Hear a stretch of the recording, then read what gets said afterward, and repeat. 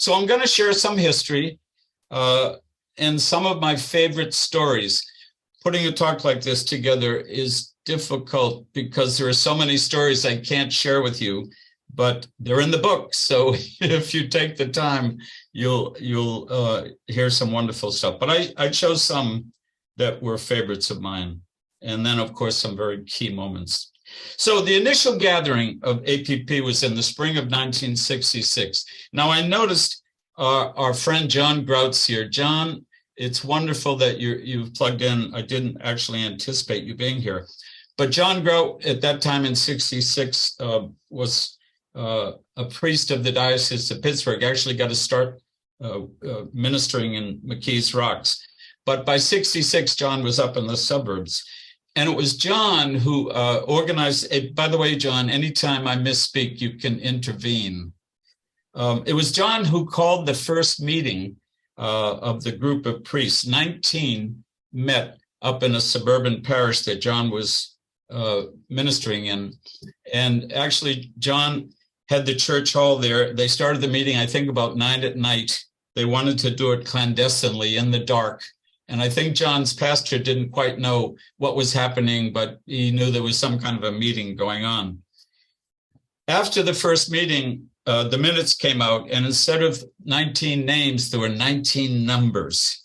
No one wanted to be identified by name because, of course, there was some concern that if the word leaked out that this group of priests were meeting on their own, there might be questions about what this was all about.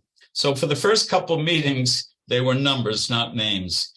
And they listed all the issues they cared about: pastoral assignments, relationship with pastors, priest rights, continuing education, how were parishes structured? What about lay administrators? Shouldn't they be running the show? Our relationship with religious women. And what's the relationship between priesthood and the world? Social issues.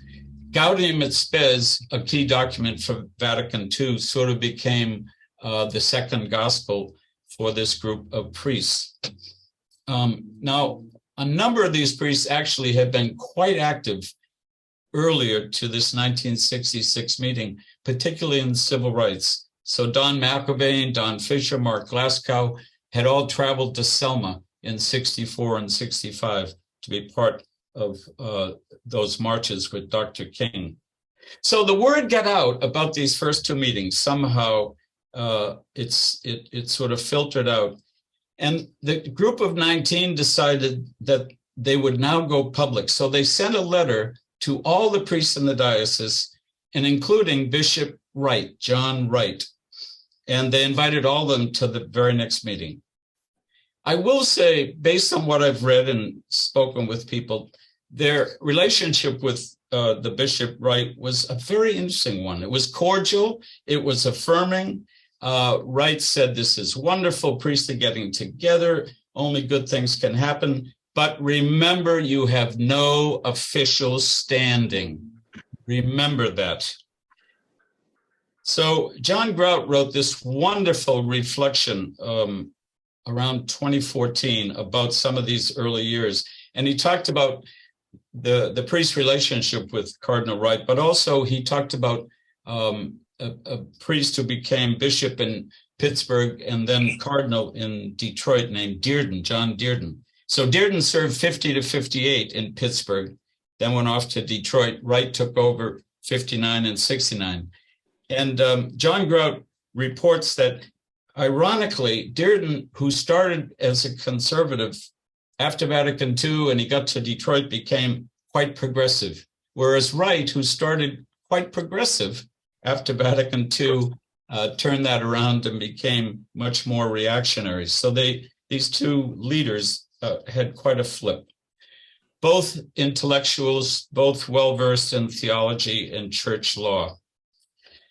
So by the end of 66, they chose their name, the Association of Pittsburgh Priests. They wanted an independent voice. Of course, there was an official group of priests in the diocese, but these people wanted their own voice to be able to have their own meeting, speak their own voice. Over the years, I would say the 5 bishops leading up to the current, Wright, Leonard, Bevilacqua, Whirl, and now Zubek, all at one point or another asked the group to change their name, thinking that the name was actually misrepresenting who they were. They weren't official in their member. They weren't officially representing the diocese. Each time they were asked to do that, they respectfully said they would pray about it and got back to the bishop saying that they had decided they would keep their name, the Association of Pittsburgh Priests. As far as I know, the only bishop that attempted or thought about shutting them down in some way was Bishop Whirl. And in an interview with Lou Vallone, a member, a Pittsburgh priest currently still, Lou, who was a member of the official priest group, said to me that he told Whirl that he couldn't, by canon law, shut the group down. They had every right as priests to form their own group and speak their right. They had a right to speak. So the last bishop, Zubik, who asked them to change their name, when they went in to explain to him that after a long series of prayers, they decided not to change their name, Bishop Zubik expressed great disappointment, to which one of the APP members said, "Well, Bishop, now you know how we've been feeling all these years." Well, John Wright went off to Rome, but he came back in the early 70s to celebrate an annual Labor Day Mass.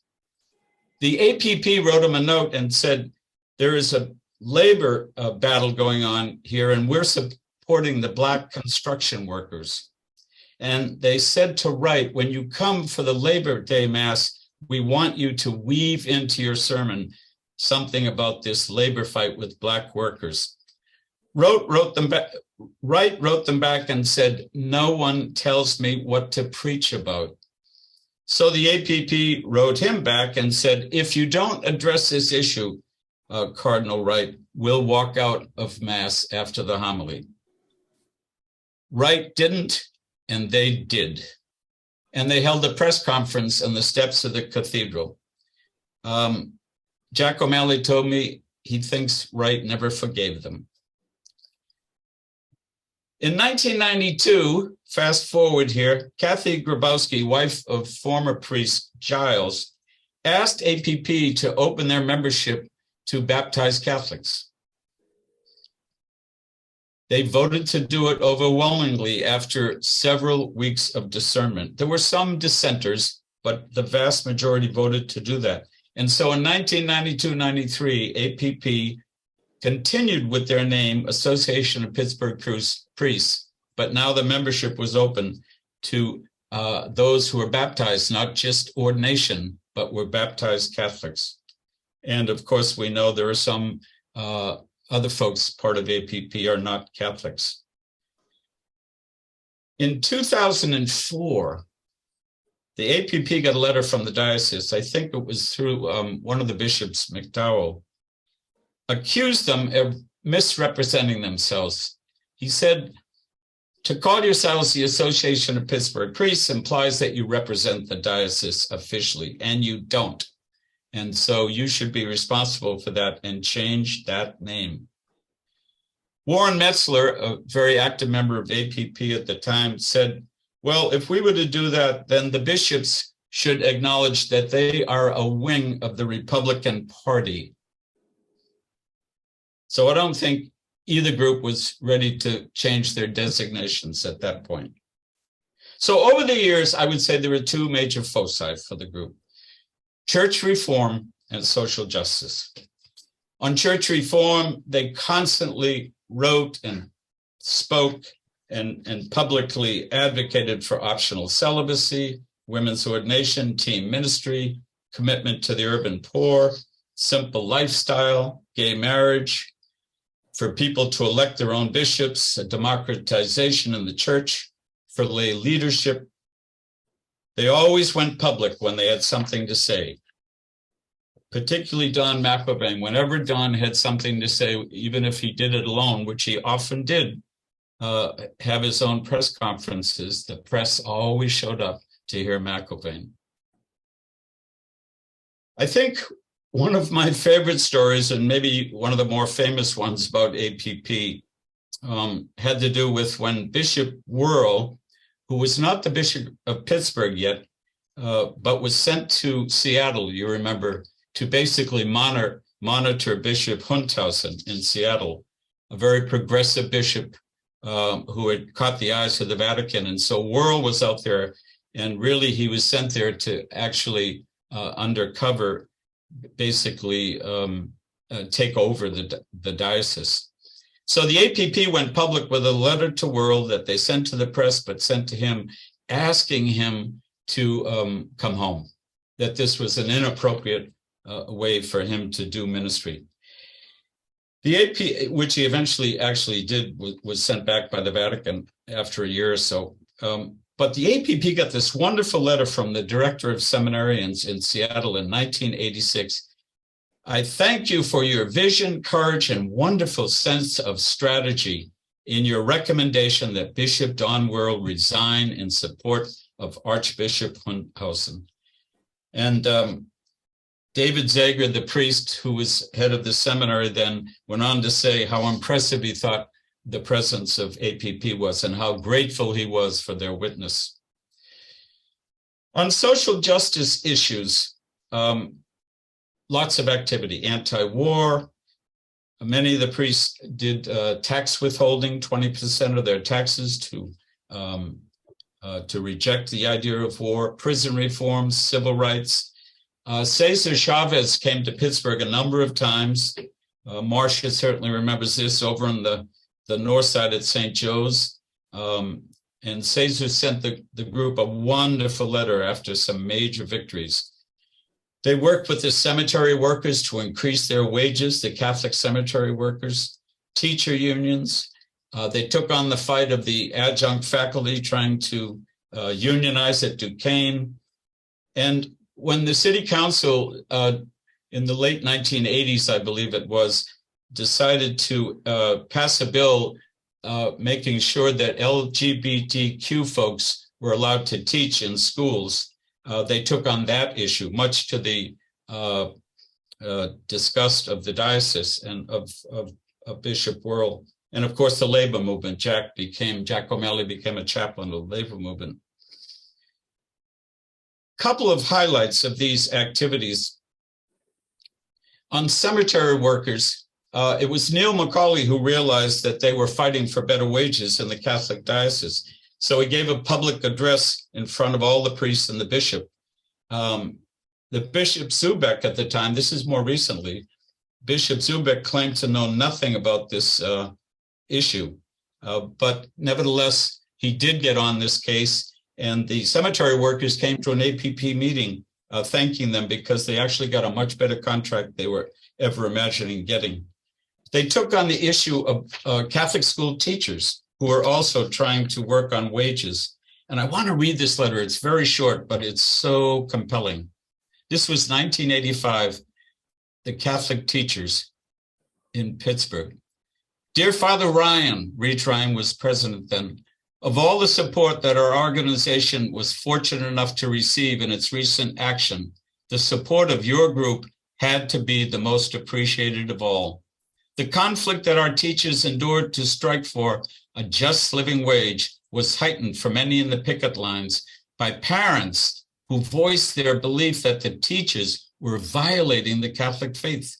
The fact that the teachers were better versed in social doctrine was of little comfort to many. Hence, the presence of your members at the September 6th rally was like a drink of water to our members. I don't know if it's possible to fully thank your group properly, but know that your support was responsible for relieving a faith crisis for many of our members. A wonderful presence of APP with the Catholic teachers. Another one of my favorite stories and an amazing issue, again, late 80s, maybe early 90s, when the city council decided to consider legislation to support LGBTQ folks teaching in schools. The diocese took a position against this bill. APP decided not only to take a position for the bill, but Neil McCauley offered to go to city council and testify. The night before, Bishop Donald World called Neil, asked him not to take this issue on. And Neil said, Bishop World, I don't think this is an issue of faith and morals. If it were, I might have to follow your guidance. But I think it's an issue of human rights, so I'm going to testify. The next day he did testify, and John Osley, who's here tonight, was there that day. And he overheard a man say quite clearly, he said, that priest up there, I bet he's a fag too. To which John just was mortified. He was there in his priestly collar, but he was so proud that APP had taken on this issue. Bishop Worrell also called Garrett Dorsey, and he said to him, Garrett, what are you folks doing to me? I thought we were friends. And Gary said, we are friends, Bishop Worrell. We just disagree on this issue. By the way, 1 year later, the diocese reversed itself and dropped its opposition. So the APP, in my view, they never shot from the hip. They always did their homework. And I think that's why they were so effective. They always did research. They never spoke before someone had clearly looked into the issue before they wrote statements or before they spoke up. Couple of documents that they put out there. In 1971, Don McIlvaine and Jean Lauer wrote an article that NCR published called Priestly Simplicity. And I had a hard time actually finding it, but at Duquesne Library, I finally tracked it down in microfiche, 1970, 1971 NCR. And Patty Fenton, who was a priest for many years in APP, told me that he was in seminary at the time out at St. Vincent's, and that when he got a hold of this statement about priestly lifestyle, particularly simplicity, he circulated it all through the seminary. And he said, Patty told me that that document about priestly simplicity actually sustained him for a couple of decades as what a priest should be all about and how a priest should live. In 1983, the APP wrote a wonderful document on priest and politics. I can't find that it was ever published, and no one remembers if it ever got published, but it was widely circulated. It was a 12-page, well-footnoted document on their viewpoint on priesthood. And if you remember now, 1983, we're talking about John Paul II is now the Pope. And I think one of the focuses of JP2's reign, I mean, he certainly did some good things on social documents, but he also did, I think, some quite negative things about priests. And I'm quoting JP2, his vision of the priest. The priest service is not that of a doctor, social worker, politician, or trade unionist. The priest has his essential function to perform in the field of souls, of their relations with God and their interior relations with their fellows. This was the APP's answer, which got into the document, and they sent off to the Vatican. The priest cannot love the poor in the abstract, but must love them in the flesh. The priest cannot seek justice and righteousness in a theoretical way, but in the circumstances of the time and place where he fulfills his ministry. Work for justice is an essential part of priestly ministry, as it is essential for every Christian woman and man. This work for justice takes different forms in different societies. This is the best part.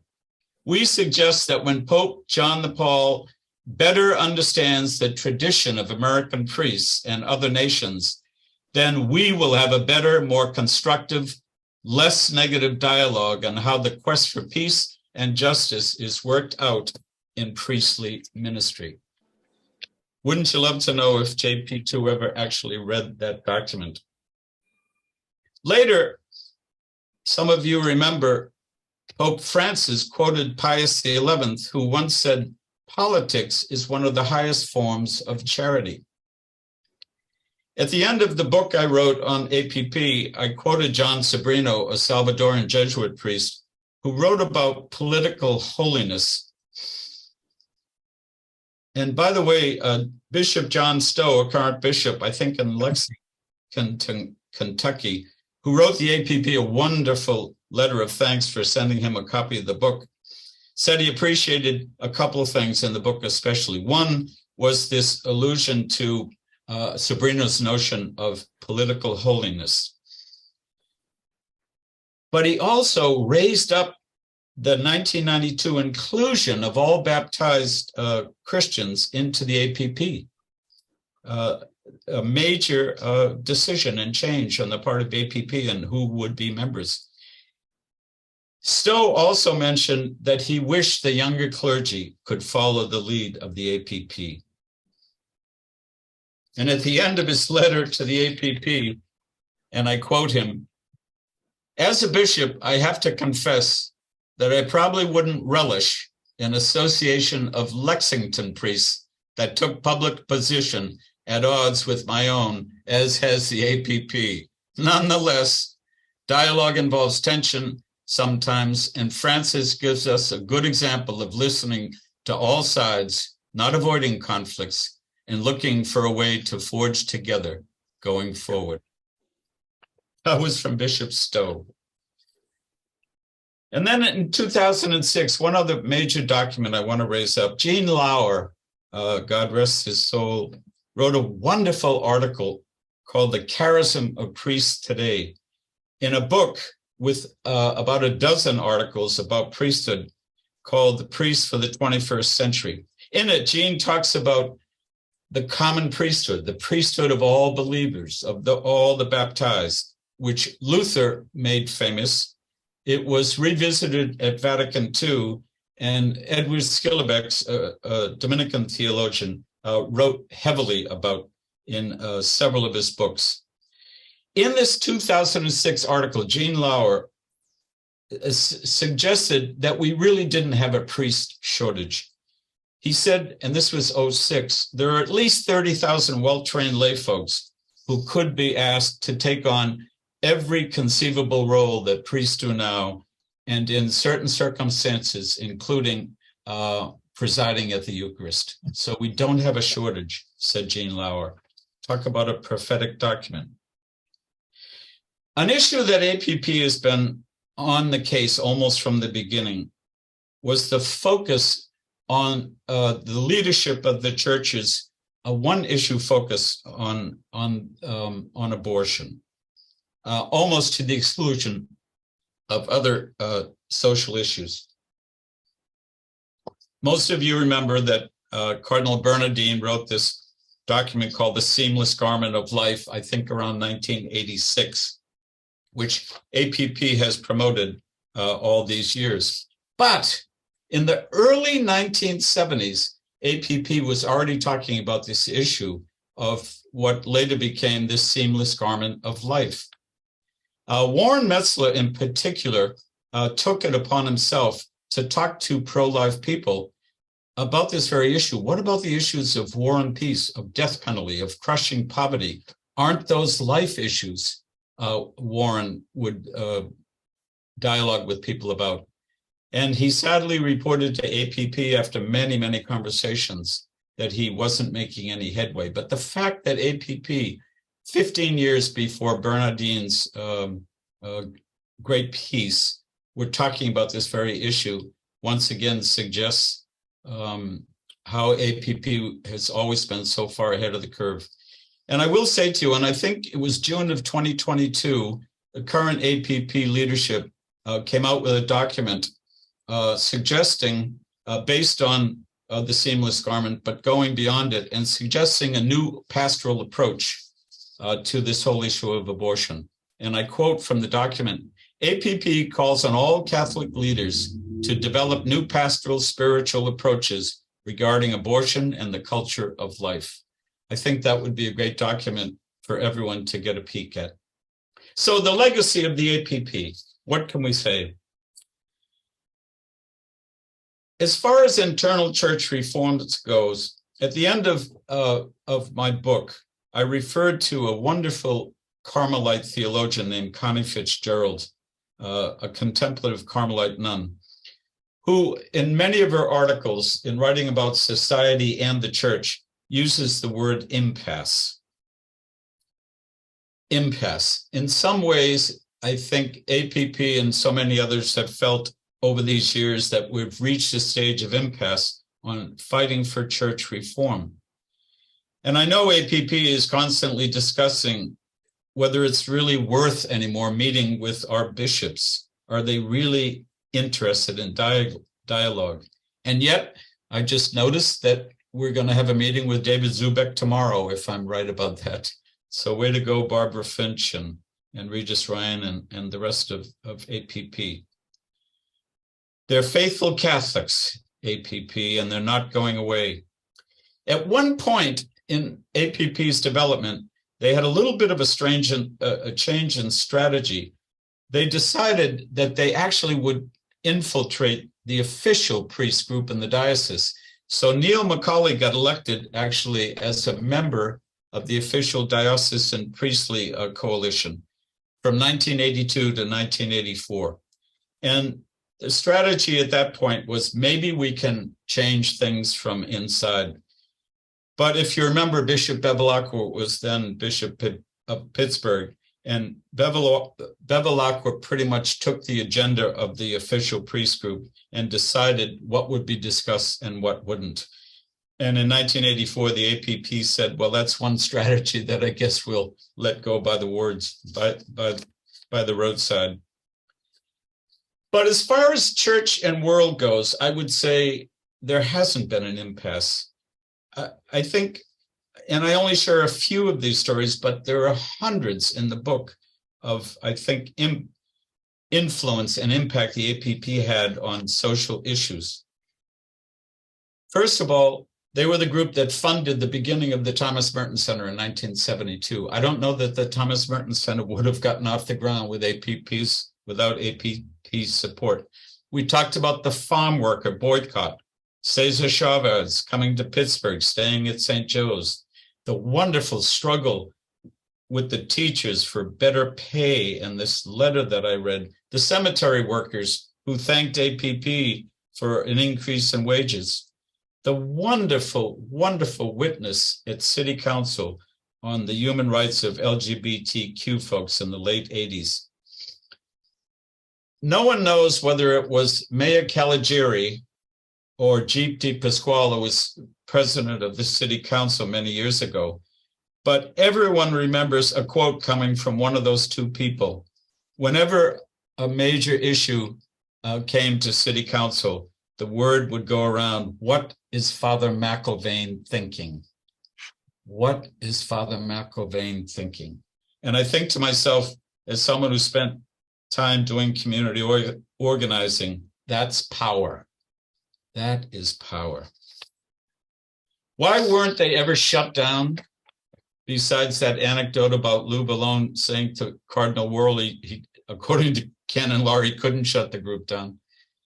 I think they weren't shut down because they were good, faithful priests and still are, and now good, faithful lay people, baptized people. They always had integrity. They always grounded themselves in church teaching, always prepared to defend their views. They never shot from the hip. They had yearly mountaintop meetings to discern where the group was going. Should we stay together? What should the issues be? Are we making any sense? They studied theologically. They practiced deep spirituality. They talked about tactics. And they always asked, what difference could we be making? And at each point, they said, we need to keep going. Finally, I think the brotherhood and sisterhood kept them together all these years. Whenever anyone from APP was called down to the diocese, and it happened very, very often because of some public statement or some public action, and were called down by the bishop to be reprimanded, that person never went down without 4 or 5 APP members. They always came down in a crowd. They always had one another's back. I asked Reach Ryan when I was researching for the book about Pope Francis and about the future. And I remember Reed saying to me, in his opinion, the approach of Francis has vindicated APP. Francis is tackling so many of the issues that we care about, and we've been vindicated. The ultimate compliment, and I'll read this and finish my remarks, came from a former professor of mine at Catholic University, a wonderful moral theologian known to many of you, named Charlie Curran, who lost his position at Catholic University in the 80s and wound up, and he's just now finishing up his teaching career at age 89 or 90 at Southern Methodist University. That's where he went after he was thrown out of Catholic University. In his memoir, this is what Charlie said about parish priests. Many priests have told me how they admire the way I have worked for change in the church and dealt with tension and adversity. But I remind them that as pastors, they play a much more difficult role than I. Within any local church community today, there are Democrats, Republicans, liberals and conservatives, rich and poor, male and female, introverts and extroverts, young and old, gays and straights.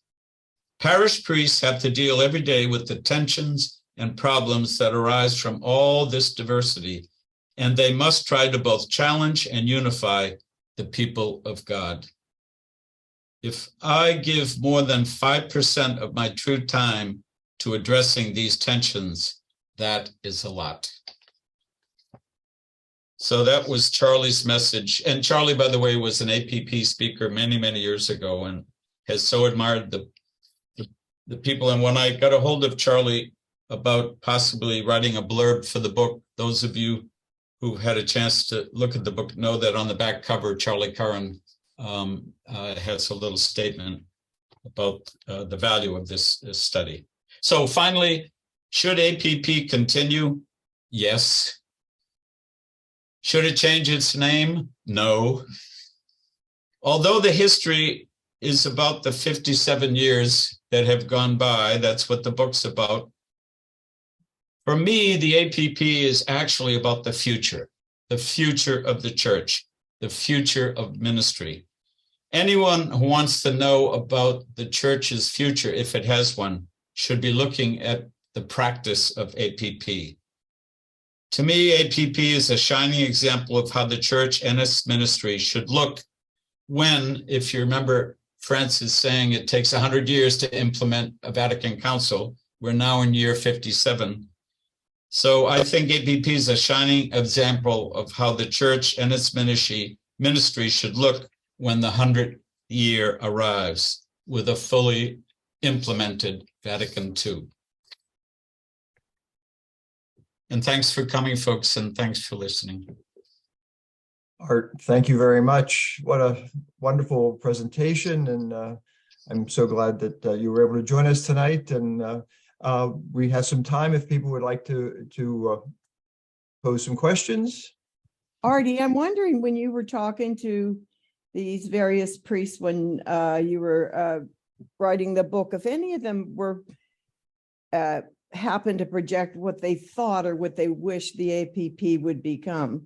Did they think at all in terms of the future or the legacy of the APP?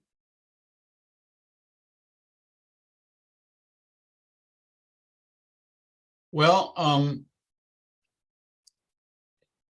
so Marcia, do you mean in the early years, or you mean right up to the present? You mean in the last 5 or 10, what they would say about the future of the APP? I mean, when you were interviewing the priests, or I think you interviewed, as you say, you talked to several of them, the founders, and I wondered if they had thought of where they thought it was going to go, you know, after them. Well, I don't think any of in the first 25 years, they envisioned when Kathy Grabowski wrote that letter in 1992 about opening membership, I don't think any of them that was on their radar at that point. But when they decided to go that route, I think that was a major statement about, the future, that opening up the priesthood and returning to this notion that Luther had articulated and Vatican II alluded to, but did nothing with, that idea of the common priesthood, that the key sacrament really is baptism. And all baptized Christians, therefore, have a role to play in priesthood. So I think they embrace that message and imagine the future being a declericalized future, where lay people would be in charge of so much, would be leadership in the church, and canonical priests would have some role, but a much different role than they currently have. And all baptized Christians would have some share in the ministry. So, I think most of them had that vision. Okay, thanks, Artie. It was a good presentation. Thanks for coming, Marsh. Art now, or perhaps a little later in the presentation. John Grout is here. Maybe you have a question for him, or maybe he has a question for you. John, great to have you here, by the way. And if anyone didn't catch it at the beginning, it was John Grout who initiated that first meeting in 1966 up in the suburbs, northern suburbs, I believe. But we had, when the book came out and we had this gathering in this, I guess was December of 2019, we decided, Marsh and I talked about this, we decided to do it in McKees Rocks because, interestingly enough, APP has had a presence in McKees Rocks always. Its entire life. It's some APP priest has been in McKees Rock. John Grout's first ministry was in McKees Rocks in the early 60s, I believe, John. And of course, Reach Ryan is still there, and Fisher was there. So it was a perfect place to do this talk and to raise up this working class neighborhood that APP has always loved. So, John, you want to weigh in at all if you're still with us? I'm still here, but you did a wonderful job, Art. I really, it did a very beautiful picture of, I think, it helped me to realize that this organization went way beyond what I think, at least I, at the beginning, ever thought would dare to think it might go.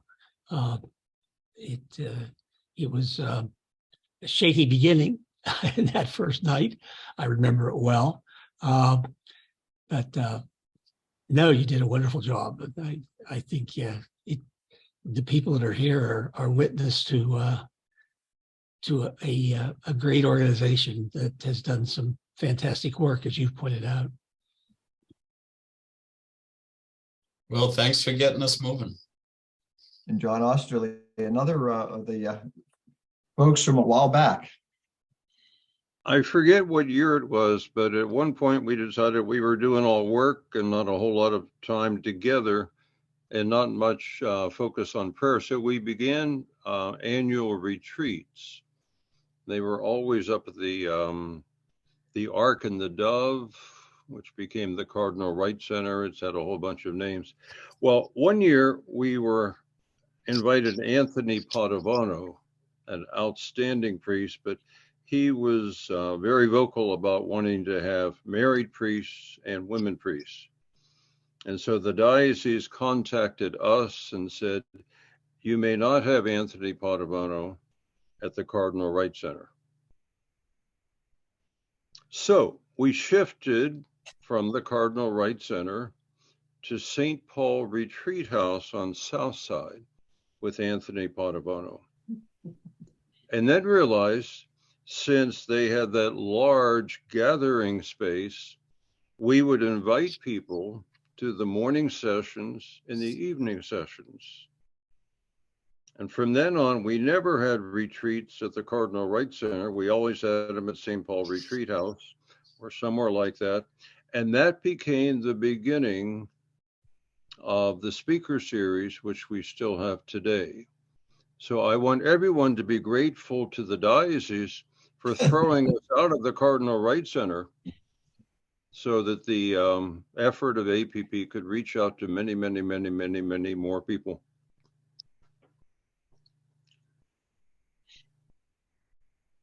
And thank you, John, for being so key to the speaker series and doing such hard work to bring in great voices.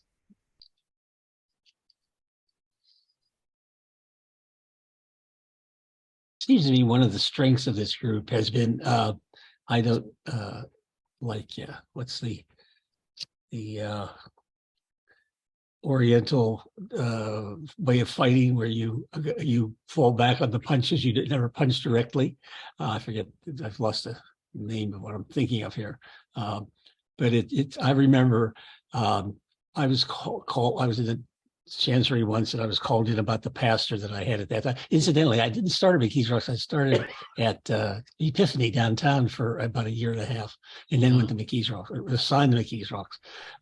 But he called me in about this pastor who was obedient to no one, but not in a way that the APP was, but in just sort of his own very sybaritic lifestyle, and which was so outrageous that it was unbelievable and funny. But he said, you punch him in one place, he punches out, he gets out in another place, just like a pillow. And I envision what John just said about what the APP did. The bishop would punch you in one place and you'd come out in another. There was no way of fighting. You just sort of, you went with the blows and won the battle, if you want to call it that. Yeah, actually, I heard a number of stories in my interviews with APP guys that had these horrific experiences, particularly as young clergy going into a situation with a pastor who would not be friendly and not be welcoming, and one APP guy told me he went to Bishop Leonard to sort of complain, and Bishop Leonard's answer was basically, hey, I went through the same thing. You have to tough it out. Go back to that rectory. And that was the best he could offer. So challenging situation. I talked to Don Fisher at one point, and I got tremendous admiration for that man. He was just amazing as I got to know him later on a bit. And he talked about some stories where I think one where a group of priests got together. A priest was going to get married, and they all got together to witness the marriage. And somehow the bishop got wind of it afterwards, I think, and called them in. And Don, instead of arguing with them, just said, "Oh, well, I didn't know you would object to that." So,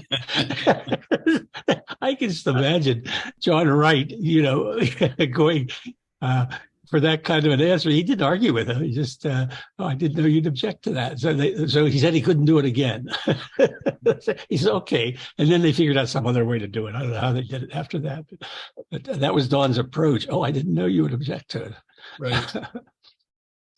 A similar story, Phil Gallagher, who was an APP guy for a lot of years and part of the early crowd, had a radio program. And on the program, he encouraged people who were divorced to come to church and take communion, and he told them where he was ministering and so forth. Well, he got in a lot of trouble for that, divorced Catholics coming to communion.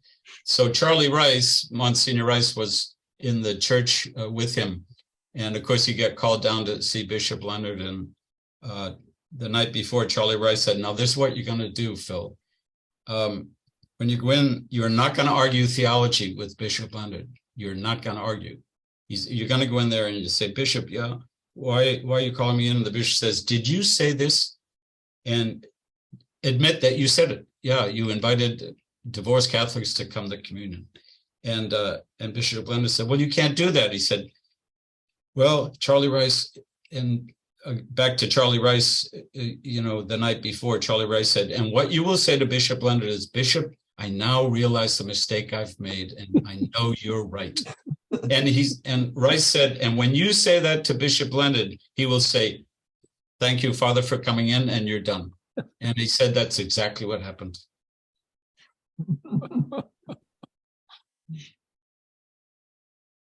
They didn't know how to handle that kind, and nobody does really. How are you going to? It's a very disarming way of defending yourself or of hitting back, which you're really not hitting. That's the thing. I wonder if someone will tell us something about the last year or two of APP and what the vision is in these last months and year or two. What are you hoping to accomplish? It would be great to hear from someone currently very active. Well, we've heard a lot, or spent a lot of time the last couple of years working with the Synod. We hosted a large number of meetings ourselves, found parishes that were not hosting them. They gave building teams with Catholics for change in our church and for pathways for lay leadership and other organizations. And it's building out, I think, a lay leadership cadre. But, well, maybe that's going a little too far even. It's just to participate in the Synod, to understand how the Synod is changing the church. And I think the APP has been working on this forever, and it just fell timely. Wonderful, Jim. Energy sounds high. It is high. Barb? Yeah, I would say that our efforts have been to encourage all the baptized that they are the church, and to be church is to live fully the gospel. And so we're trying to support people in lay leadership and to be church, even when they get pushed back from the ordained, which is happening in some instances in our diocese and that sort of thing. So it's very important that way. And I think we're always on the cutting edge of social justice and really reminding people, as Pope Francis said, about, there's nothing wrong about being political. It's how you're being political that matters, and that it's important to have a voice in order to transform our world. If I could add one thing about the name, Art, you're talking about the importance of the name and the history of it. But in recent years, even the diocese has come to understand the importance of the priesthood of the laity. And when they did that, it was pretty hard for them to continue to argue that we shouldn't have that name. And as a result, it really isn't an issue with the diocese. I don't believe it's an issue with the diocese. Folks may find out differently on Friday. I don't know, but I don't think that it is anymore. That's great. That's great. You outlasted them. This is Marlene, and I think, Art, you might be interested in a document that we wrote when Roe versus Wade was overturned. So I don't know if you're aware of that document, but it is excellent. Now, I think I alluded to a document in June of 2022. Is that That's the one the about a pastoral document, approach? Yeah, that's the one. Okay. And that's what we're going to be talking to Bishop listen to me, Bishop Zubik tomorrow. Wonderful, wonderful. Yeah. I think that's a great accomplishment and a great approach. I've always, this question of abortion, which of course is still with us, and now you're taking this to the bishop, which I think is terrific. I think APP has always handled this issue beautifully. Some of you may remember that in the mid 1980s, two religious women in West Virginia, who were working with a very poor population publicly, and they were not the only two, there were others, religious women, came out not of course pro-abortion, but pro-choice. They actually said in their work with the poverty-stricken community and seeing people having all of these children in circumstances which were really deprived and so forth, they came to this position of pro-choice. They think, that women with their doctors and their families need to have the ability to make these choices. And of course, they got clobbered by the diocese and by the Vatican and so forth. And APP, I have the letter somewhere, but APP wrote this beautiful letter, I thought, outlining, their affirmation. They follow church teaching and that abortion is wrong, but they said that these women have every right to speak up, that our church should be a church of dialogue, and that we should have open conversations, and that there will be differences of opinion. And it was very supportive of these two religious women's right to speak on this issue. And I thought it was a beautiful way of handling it. And I think APP on this issue has always been very good, very good. And of course, most especially criticizing the leadership of the church for focusing on this one issue and at times even suggesting that you couldn't possibly vote for a pro-choice political person.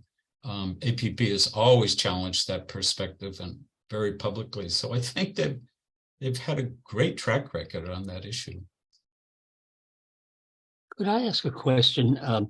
I see that Kathy Habowski is with the Pennsylvania Interfaith Power and Light, which is environmental, and I'm very heavily involved in environmental organizations down here in Maryland. Has the APP worked hard with Laudato Si and environmental issues, which are crucial? Are you doing much with those at all?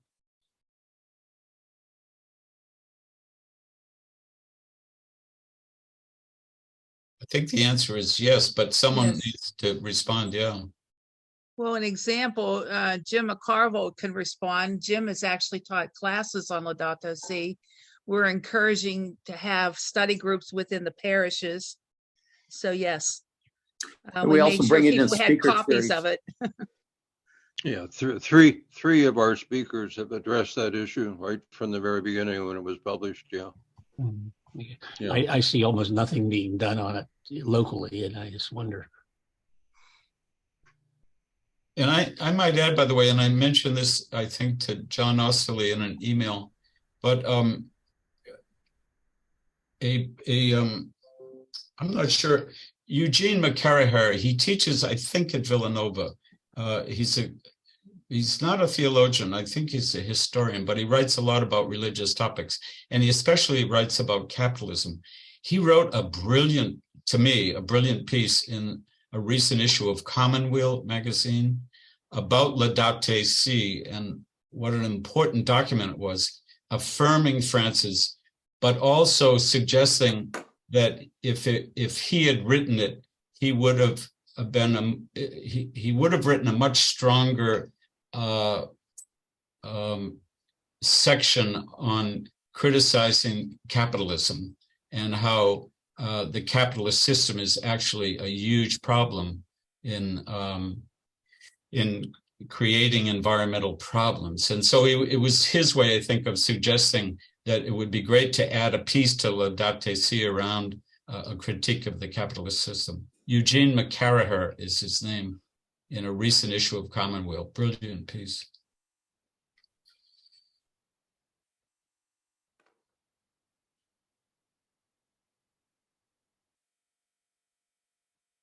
Ed?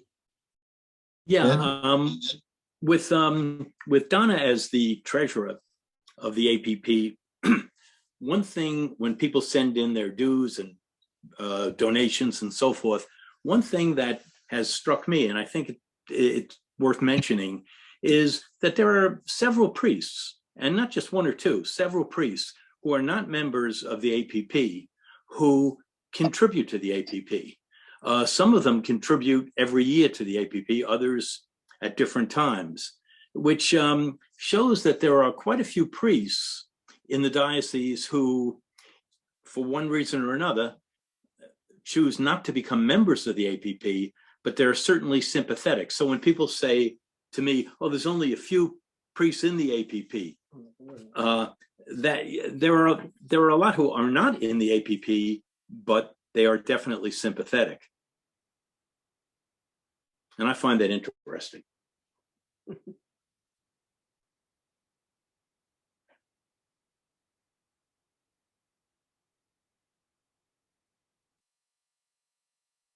I think Bernie has his hand up, Jim. Okay, yeah, I don't see it. Bernie, you're on. Can you hear me? Because sometimes people cannot. I'm Excuse leaning me. in. Neil Macaulay, when he died, left a bequest. And that money was used to buy almost 1,000 copies of Laudato Si.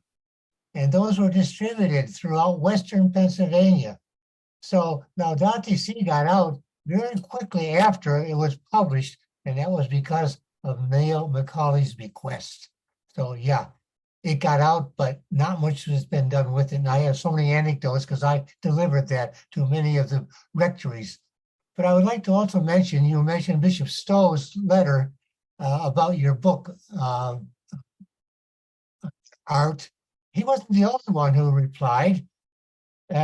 Bishop McElroy of San Diego, now Cardinal McElroy, also replied, a handwritten note, if you remember.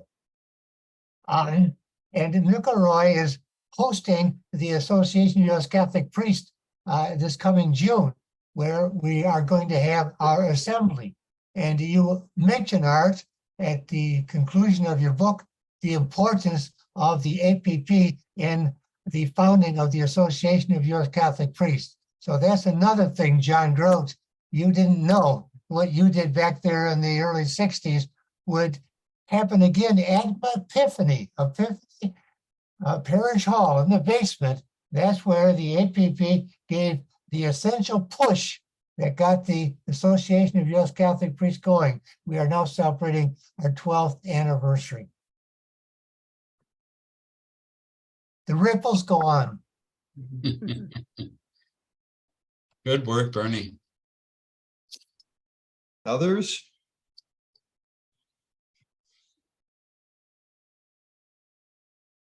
Well, Art, I want to thank you very much for your book, for your presence tonight, for the spirit that you bring to us, and your enthusiasm for APP and for our church. Thank you so much.